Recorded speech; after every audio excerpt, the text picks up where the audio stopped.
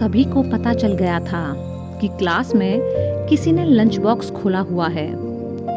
रानी ma'am, जो इस वक्त क्लास में थी, ने गुस्से में पीछे मुड़कर सभी बच्चों को देखा और बोली, कौन है यह जो लंच खा रहा है? सभी बच्चे उत्सुकता से एक दूसरे की तरफ देखने लगे ताकि पता लगा सकें कि ये कारस्तानी किसकी है। कौस्तुभ ने मैम की डांट सुन फटाफट से लंच बॉक्स को टेबल के अंदर खिसका दिया और अपने मुंह पर हाथ रख लिया ताकि किसी को पता ना चले कि ये कारस्तानी उसकी है। लेकिन उसको क्या मालूम था कि उसके ऐसा करने से पहले ही सौरभ ने उसे देख लिया था।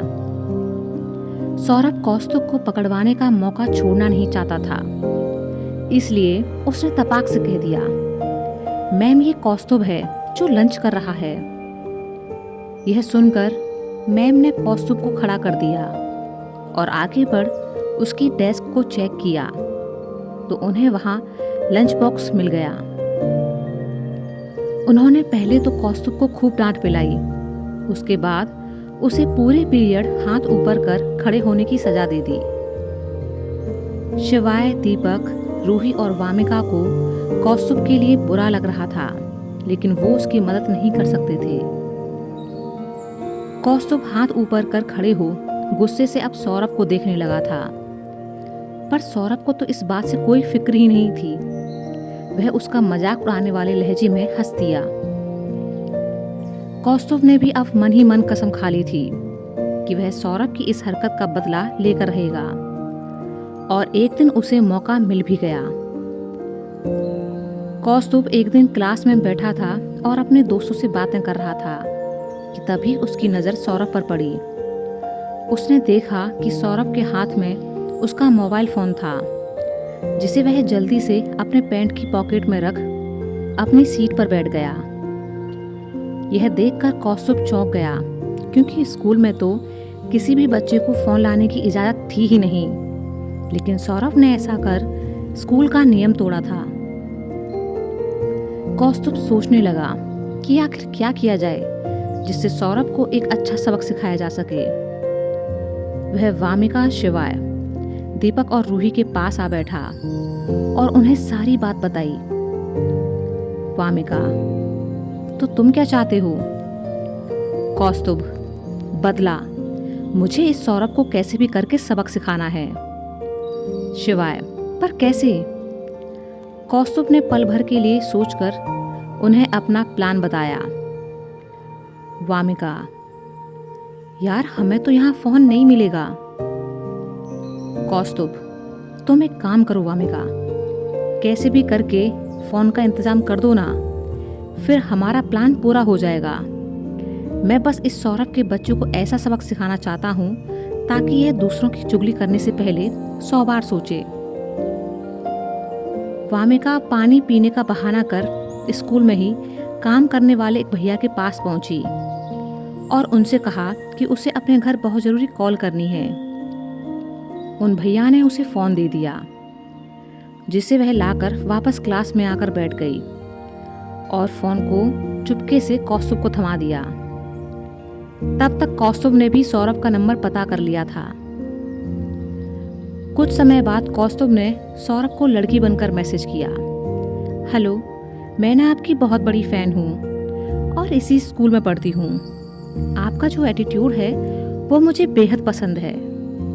सौरभ, जिसका फ़ोन वाइब्रेशन मोड पर था, को पता चला कि उसके फ़ोन पर कोई मैसेज आया है, तो उसने उत्सुकता से फ़ोन को जेब से निकालकर चुपके से देखा तो उसमें किसी अनजान नंबर से मैसेज देख चौंक गया कि ये कौन है। जब उसने वह मैसेज खोलकर पढ़ा तो उसमें किसी लड़की के द्वारा अपनी तारीफ में कसीदे पढ़ वह दंग रह गया। सौरभ समझ नहीं पाया कि यह कौन है, लेकिन दूसरी तरफ से बार बार मैसेजों के जरिए सौरभ की तारीफ में कसीदे गढ़े जा रहे थे। दीपक, रूही, शिवाय और वामिका चारों ही चोर नजरों से सौरभ के रिएक्शन को देख रहे थे। कौस्तुभ ने अब सौरभ की बहुत तारीफ की कि वो बहुत ही स्मार्ट है और बहुत ही ज्यादा होशियार भी। वो सबसे अलग है और उसका अंदाज सबसे जुदा है। वह उससे सिर्फ एक बार बात करना चाहती है। सौरभ पहले तो इग्नोर करता रहा, लेकिन अपनी इतनी ज़्यादा तारीफ सुनने के बाद उसका भी दिमाग खराब हो गया। वह भी अब कौस्तुभ के मैसेजों का जवाब देने लगा और उससे पूछने लगा कि तुम हो कौन। कौस्तुभ ने मैसेज किया। वह उसकी जूनियर है और इस वक्त केमिस्ट्री लैब में बैठकर उसका इंतज़ार कर रही है। वह बस एक बार उससे मिलना चाहती है और जानना चाहती है कि उसकी इस एकदम अलग पर्सनैलिटी का राज क्या है। सौरभ ने रिप्लाई किया, पर मैं अभी क्लास में हूँ, हम बाद में मिल सकते हैं। कौस्तुभ ने मैसेज किया, नहीं, अगर आप अभी नहीं आए तो फिर मैं गुस्सा हो जाऊंगी और फिर कभी नहीं मिलूंगी। सौरभ ने एक गहरी सांस ली। ठीक है, मैं कोशिश करता हूँ। कौस्तुभ, मैं बस कुछ ही देर आपका इंतज़ार करूंगी और अगर आप नहीं आए तो मैं वापस अपनी क्लास में चली जाऊंगी।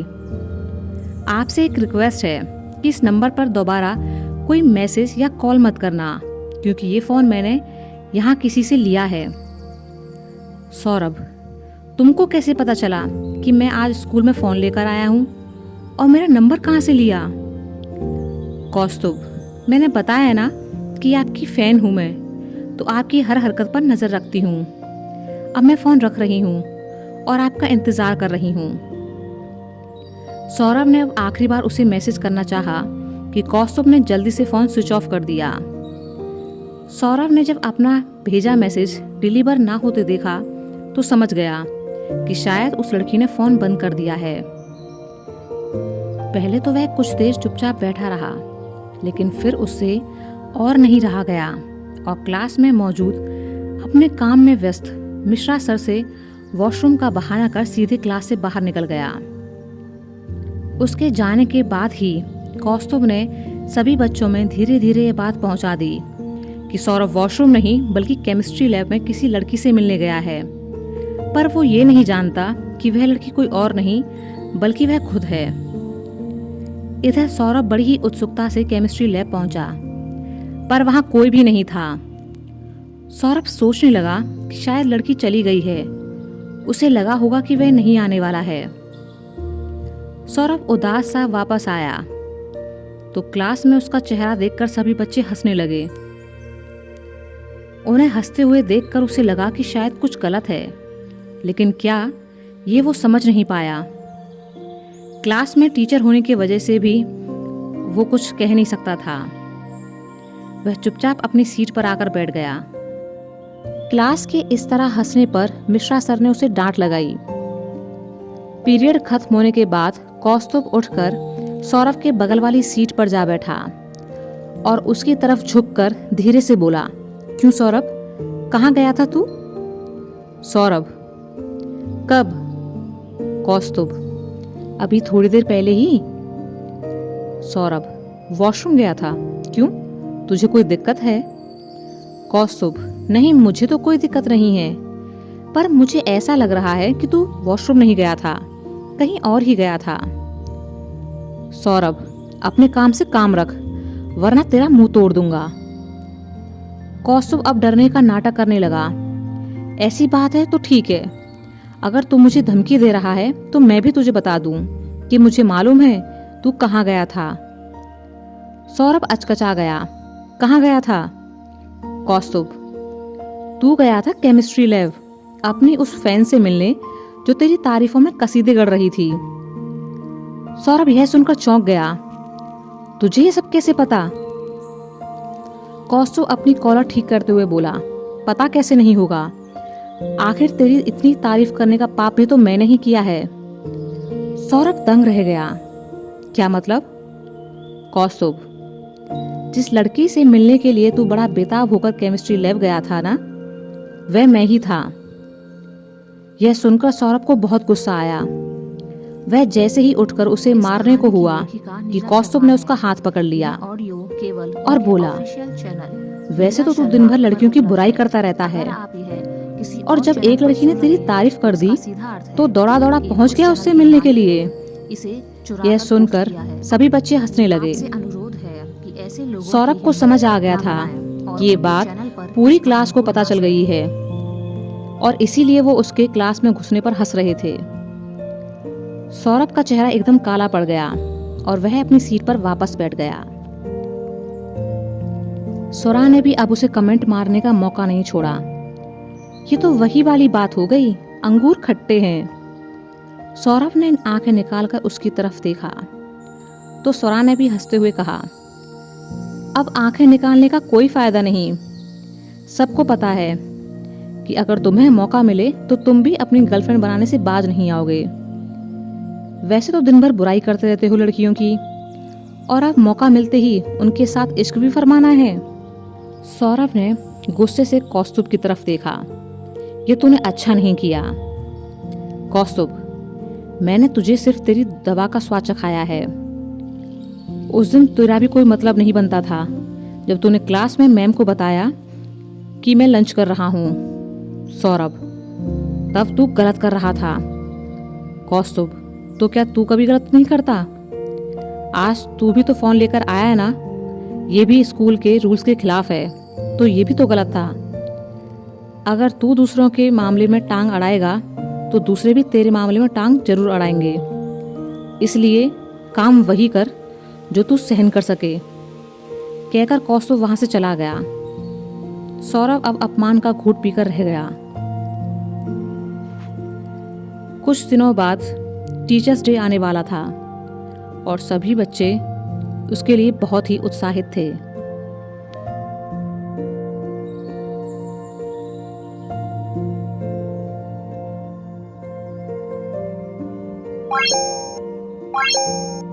Bye.